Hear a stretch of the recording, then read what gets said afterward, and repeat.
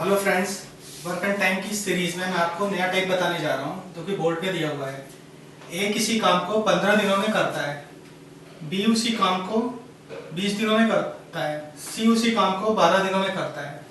यदि तीनों मिलकर के काम को शुरू करते हैं और ए काम खत्म होने से 5 दिन पहले काम छोड़ देता है, तो काम पूरा होने में कुल कितना समय लगेगा।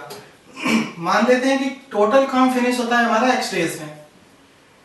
x डेज में काम हमारा फिनिश हो रहा है, ठीक 5 दिन पहले a ने काम छोड़ दिया है। इसका मतलब है a इसका पार्ट नहीं है।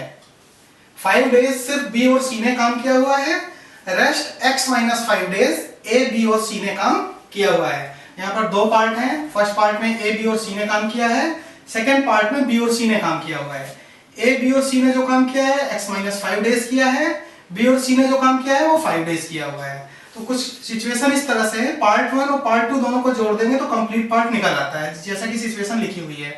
अब यहाँ पर देखते हैं ए का 1 दिन का काम है तो 1/15 पार्ट, प्लस बी का 1 दिन का काम निकालेंगे तो 1/20, सी का 1 दिन का काम निकालेंगे तो 1/12। अब ये तीनों का 1 दिन का काम है, मतलब 1 दिन में इन तीनों ने मिलकर के इतना काम किया है, लेकिन टोटल ये कितना काम कर रहे हैं, x माइनस 5 डेज। सिमिलरली हमारा पार्ट 1 फिनिश हो गया है। अब हम देखते हैं यहाँ पर पार्ट 2 में सिर्फ कौन कौन से पार्टिसिपेंट थे, बी और सी। तो बी का 1 दिन का काम है 1/20।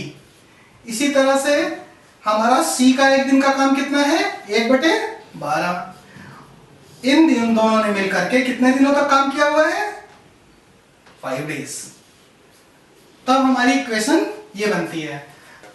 और जब आप इस इक्वेशन को सॉल्व करेंगे तो आपको सॉल्व करने में मिलेगा 20/3 डेज।